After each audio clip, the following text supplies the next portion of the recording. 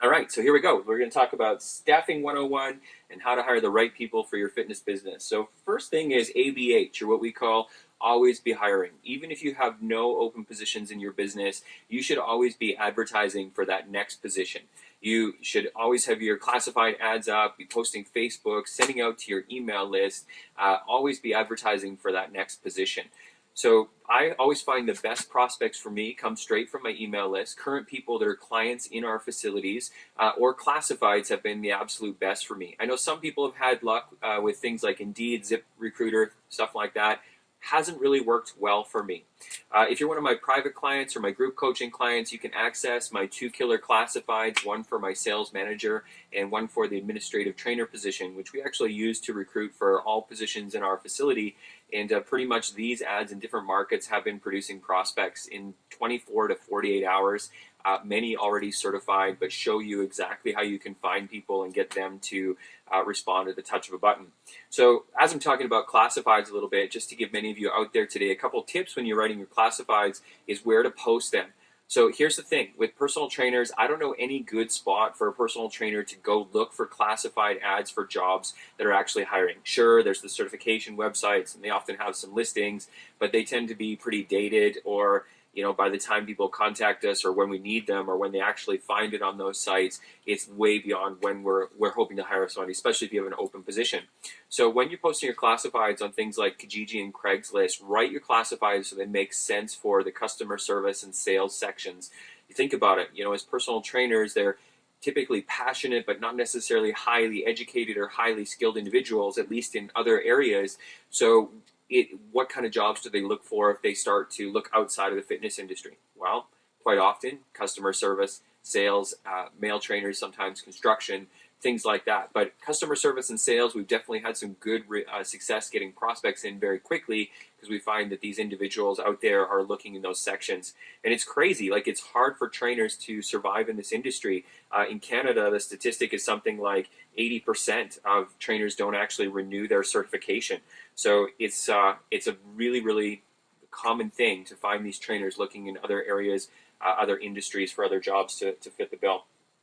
So even if you don't have an open position today, you should always be hiring. You should always be looking for your next upgrade, as we say.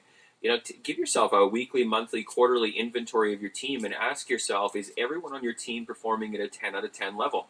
And this isn't a negative thing. It's not an especially critical thing. I don't know if you guys can see my little dog, Gracie, but she's trying to make her cameo appearance here. But it's not certainly a criticism against people all the time. So we don't always perform at the highest level. But the point is that you want to fill your team with people that have a track record for striving.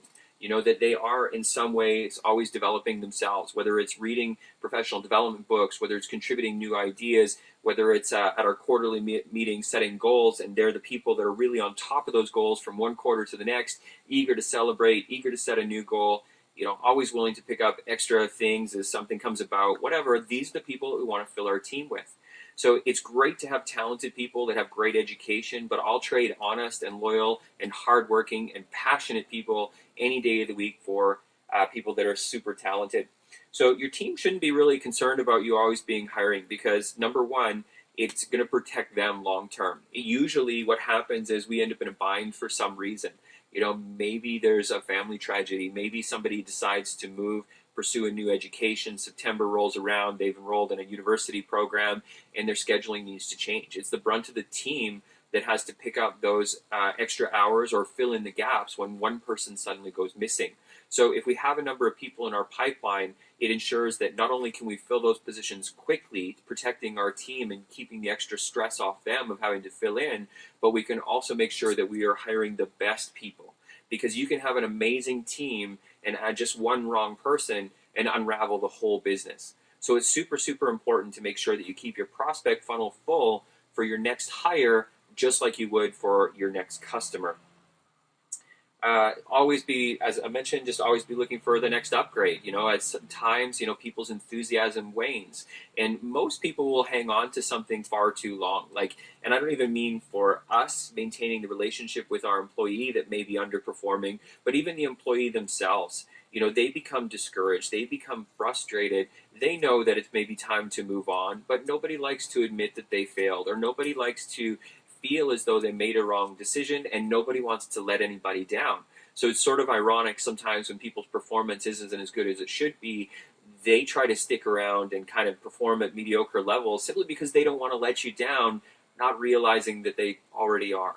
So I think it's really important that we have open and honest relationships with one another and our team. The point is I always want to build them up. So it shouldn't be threatening that we're constantly looking for the next person, because if they're performing at a high level, it only means that next person is going to allow us to expand and grow the business, open new locations or whatever even faster, giving them more opportunity. So hopefully it helps you understand the paradigm of why you need to always be hiring. If that makes sense to you, or if you found value in that, hopefully give me a love or a like. Throw out your comments if you have questions. I'm going to keep watching for them, and I'll talk to you guys more about your questions here shortly. So the next big thing for us is when we're actually hiring. It's really great to hire people that are trained and certified and all of those things, but any day of the week I'll hire somebody with the right personality and no training, because we can build them, we can provide the education and the right habits. So the first interview for me is really a personality based interview. I really like to ask questions about, what's your life like? What do you like to do? What do you like to do when you're not working? Where do you see yourself in the next 5 years? What are the kind of fun things that you enjoy in life? Because I want to kind of get a sense of, how do you match up to the rest of my team? Are you going to be able to come work and have fun? Or are you going to come to work and clock in and go, it's Monday, grumble, grumble, grumble, don't want to be here, grumble, grumble, grumble. Especially in our industry, we can't have that. We have to have total enthusiasm all the time. That's what we do. We give out energy to people. We inspire them. We motivate them to help them stay committed to difficult changes in their life. So it's really, really important for us to make sure that we have those really key personalities that fit with our team and fit with our customers. So 2 things that we like to do for personality. So that first interview for me, no typical interview questions. It's always about them, getting to know them, what's their life like.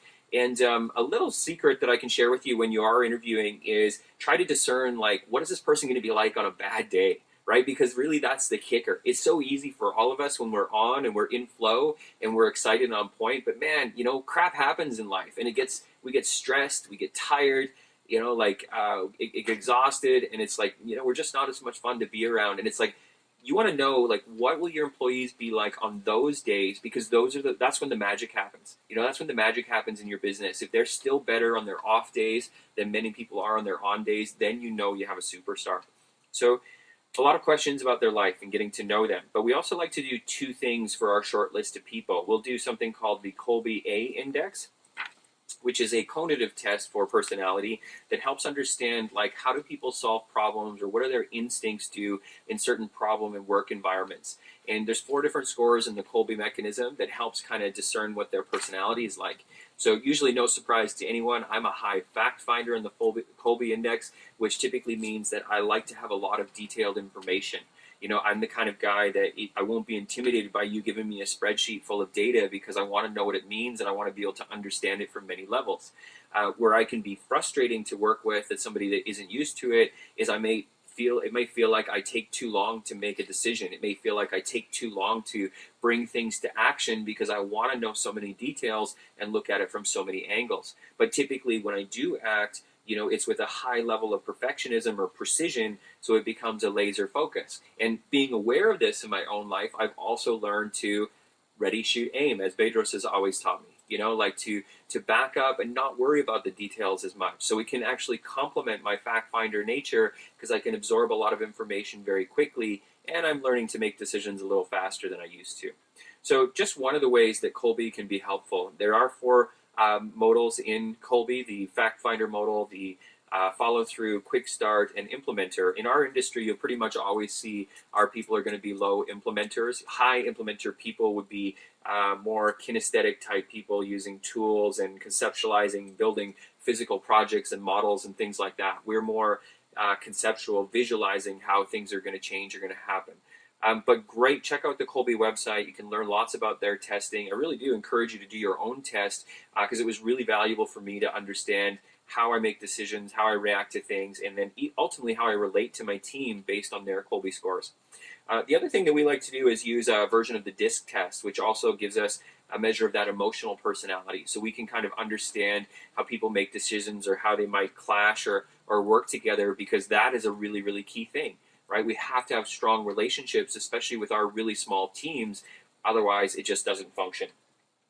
So the last one is interviews and internships here. So the next big thing for me is I learned early that hiring people is a very expensive thing. So it's really, really important to try to weed through your prospects in an efficient manner that doesn't cost you a lot of time, money, or resources. And we all know that unfortunately, like, people put their best foot forward in an interview, and it doesn't matter the questions you ask or how thorough you are.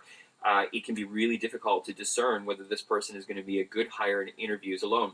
So actually, just before I talk about internships, interviews, the second interview for me, which we'll get to in a minute here, is more behavioral questions. So a really important interviewing tip: make sure when you are asking questions, you're asking questions about situations, not in terms of what would you do if this happened, but rather tell me about a time when this did happen. What was the situation and what was the result? You want to know about actual situations, and you want to be cognizant of people that begin sentences with "I think I would," "I might do this." Something that you can definitely discern that they're being creative, or they're thinking about how to answer or how you might want them to answer, as opposed to telling you about specific situations. And usually when people get talking about something that's happened, their guard comes down, and they're more apt to tell you things that they wouldn't otherwise. Maybe how they got defensive in a certain situation, or maybe how this other thing happened that they wouldn't necessarily want you to know about, but maybe will give you some ideas of their tendencies. And on the flip side of it, can be really positive and rewarding for you to understand how you develop a relationship with them and how they're going to develop with your team. So internships. So basically it goes like this. We would shortlist you. You would do that first interview with probably my manager, who's going to get to know you. And they basically simply give me a 1 to 10 score in terms of how well do you think this person would work with our team. And sorry, I got to back up here because I'm giving you wrong information. Before they meet with the manager, or anyone for that matter, for an interview, they actually come in for a workout. So they would work out in one of our boot camps. They wouldn't be identified as a potential hire. They would be a client just like everyone else. And we're going to watch and see how engaged are they in the boot camp. They don't have to be the best performer in terms of fitness. They just simply have to show that they gave their best effort. And we want to see how do they feel in an uncomfortable situation. It's a new environment. They don't necessarily know anybody. How interactive will they be with others? How will they try to stand out and be interactive and while working hard in a physical situation? So it's that gut instinct that the trainer gives us a 1 to 10 score after the workout, which would determine whether they go to the first interview with the manager. If the manager likes them and gives them a high 1 to 10 score, then we ask them actually to come in for 5 to 10 hours. And we actually do ask people to donate this 5 to 10 hours. I don't even know if we can actually do that from an employment standard standpoint. But the point is I love asking people, hey, are you so committed to this? Are you so interested in this that you would give us 5 to 10 hours of your time to explore if it's a good fit? If people say no, that's fine, because I'm really curious about the reasons they say no. I totally get that some people can't afford it and it doesn't make sense with their current lifestyle and they need to be paid for that time, in which case we will pay them, which I certainly know is compliant with employment standards. But I love to just see what the response is when you ask people, hey, will you give me 5 to 10 hours of your time?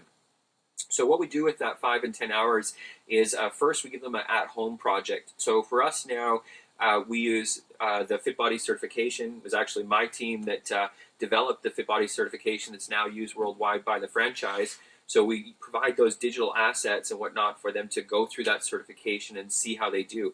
But you can replicate this process pretty simply just with YouTube. Just go find a bunch of videos that you think might be related to your style of training or what you think is important for people to know. For example, videos on structural anatomy. And you don't have to watch these videos. Here's the beauty of this. All you need is to give them, 3, 4, or 5 hours worth of videos to watch. And the goal is to see, will these people actually take time to invest in themselves, showing you that they are committed to develop themselves for this position. So in one instance, I had somebody, so the deal is they watch the videos and they have to write me a summary of what they learned and why they think it would be important for their position. We used to do this as no more than 1 paragraph per video, and a really interesting situation popped up one time where somebody told me that after 5 minutes, the video became an infomercial for a product, and they wondered why we were interested in that product because it wasn't even available in Canada. So that just goes to show me that they actually took the time to watch the video, which is the thing that I wanted to know in the first place. So don't feel like you have to watch these videos. You don't have to use your time to screen them. That's their job, because we just want to see if they will follow task and commit to that activity and in a timely manner. Another situation, I've had people obviously not watch the videos were ones where I was familiar with the content and then try to BS their way through it. So clearly not somebody we want to hire because they're not willing to commit to the task that was handed to them and tried to take some shortcuts that didn't pan out. The second part of the internship, the additional 5 hours, they would actually be working with a trainer. So they would be shadowing and co-teaching. And the goal is that by the end of 5 hours, they've taught, at least half, if not a full boot camp. So we just start them by running around the room and encouraging people based on their knowledge level. Then we might teach them one or two basic things, and it would be their job to spot and correct those things and encourage people, all the way to, by the end of 5 hours, let's have them design a workout and see if they can teach a whole workout on their own. Of course, the other trainer is there to shadow them, so the clients and whatnot are protected at any which way. It doesn't really cost us any extra payroll hours because the trainer would be teaching anyway, and it gives us a chance to see how this person works in a real-world environment. At the end of the day, the trainer gives them a 1 to 10 score again. Do I want to work with this person? Could I ultimately trust them with my clients? Go with your gut. Those gut scores are so important. And then, and only then, would I complete the second or final interview, which almost always leads to hiring. So some really key tips. I don't know how many people, it's like this is one of the things with my private clients that I spend a lot of time talking about hiring and going through how we hire our team. So hopefully this was helpful for you. I have a couple of great webinars that I did too that you can check out on my YouTube channel at youtube.com Mr. Fitness Marketing, and look for How to Hire Superstars Part 1 and Part 2. In those videos, I go through a lot about what we talked about today, but I also cover our whole organizational structure. What are the 3 and 4 key positions that we hire for? What are the key duties in those positions? How do we measure their performance with KPIs and more? So you definitely want to check out those webinars.